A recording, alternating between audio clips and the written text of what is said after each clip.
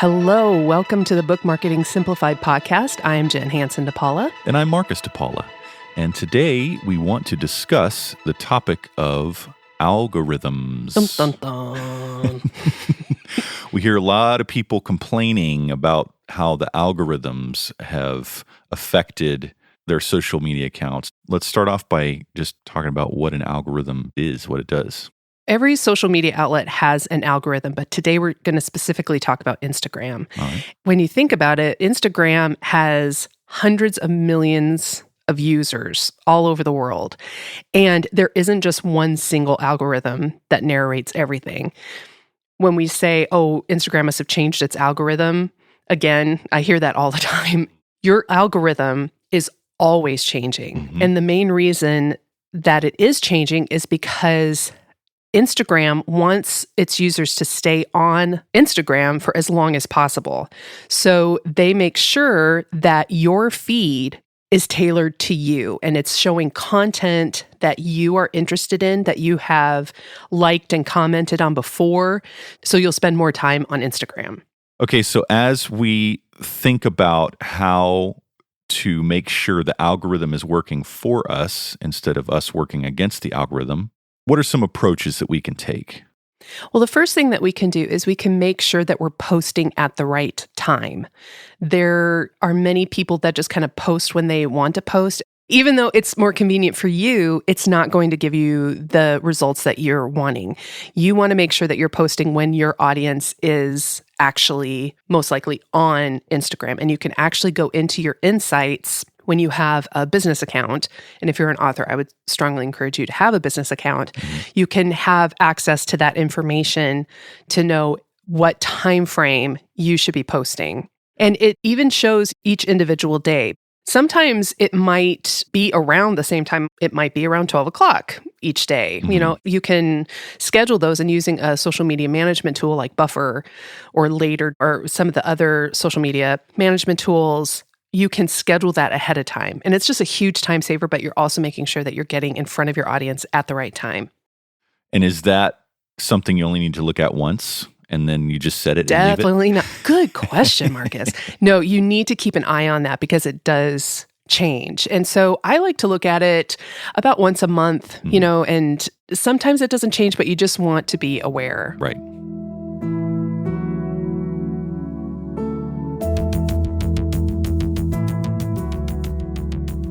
And the second tip is to make sure that your posts are actually eye-catching and attractive images. It doesn't mean that you need to be a professional photographer or to, you know, spend tons of time on it, but you want to make sure that the image that you are using makes people stop in their newsfeed to want to read more.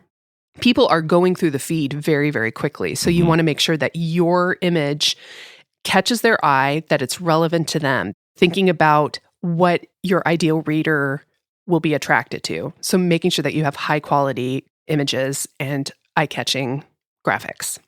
And everybody's taste is different. So you have to just constantly adjust because it's taken you how long to kind of come up with the look and feel of your photos? It took 3 years and many different versions. And who knows how long this style will stay. We might develop into something else. And so it's starting simple and getting fancy later.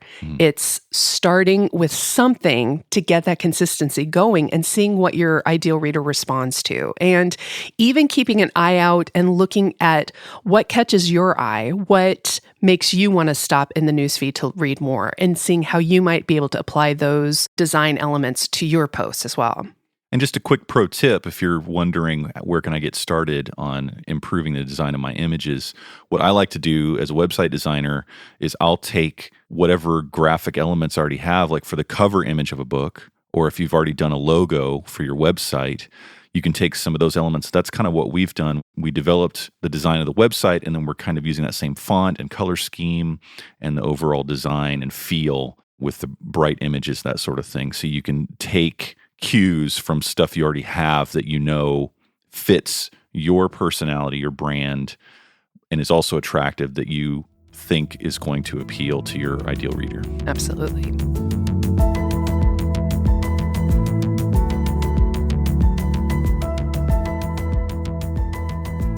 All right, so we have the time factor, we have the quality of the visuals that you're providing. What's something else that we can do to help us dealing with the algorithm? One of the biggest things that you can do is actually research your hashtags.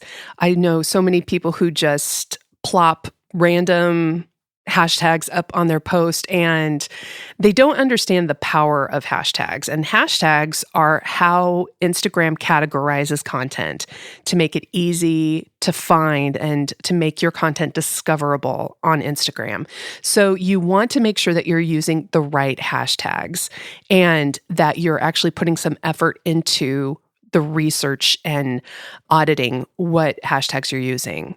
And actually, you wrote a post a while ago that's called Hashtags for Authors that has a download that gives you some ideas on where to start. And we'll put a link to that in the show notes for this episode. We do.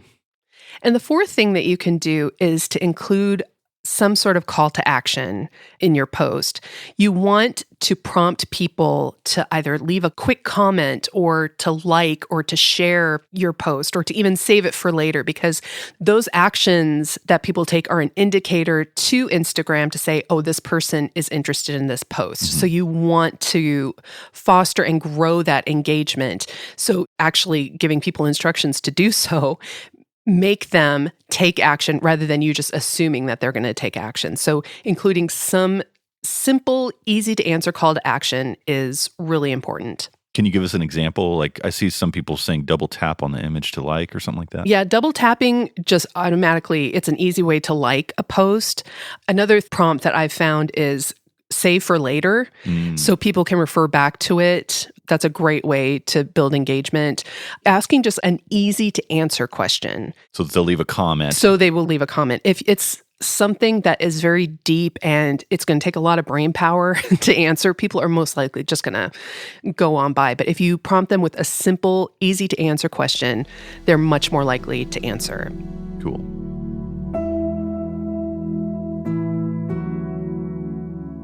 All right, and then the last point I can see here is something that we talk about all the time, but it's important.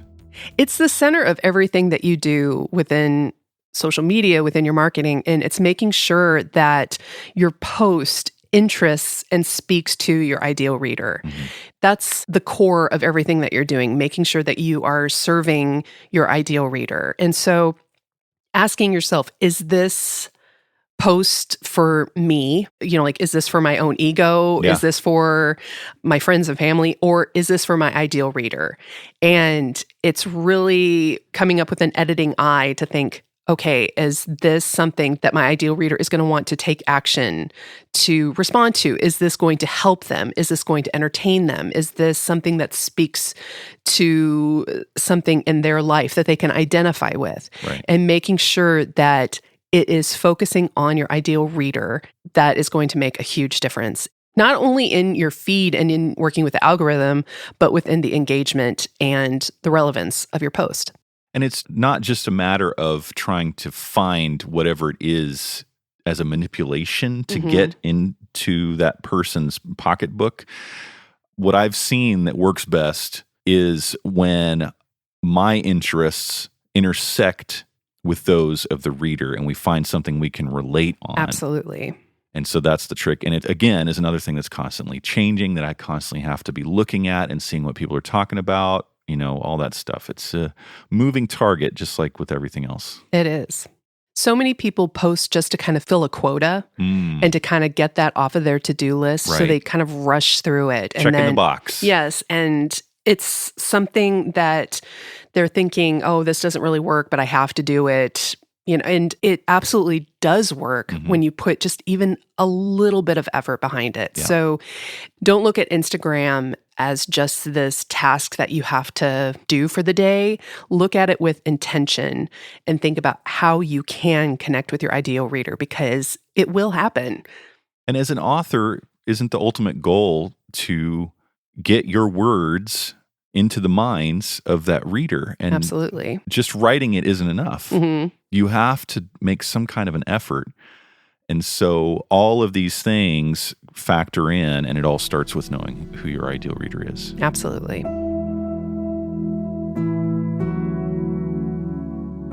Because we've been seeing so many people talk about this whole algorithm thing, we're actually going to be doing a free mini workshop on this exact thing. So this mini workshop is going to cover 3 tips that you can use to beat the algorithm. It's going to be 3 actionable steps that you can take that take very little time, but they make a huge difference. And we're going to be doing different workshops throughout the year. So whenever you're listening to this, just keep checking back. And signing up for our newsletter, because we'll be letting everyone know exactly when those when those workshops and the mini workshops will be taking place. And you might even get a little deal now and then. So head on over to mixusmedia.com to stay informed, to find all sorts of free resources and other podcast episodes. We have a bunch of good stuff over there. As always, thanks for listening, and we'll see you next time. See you soon.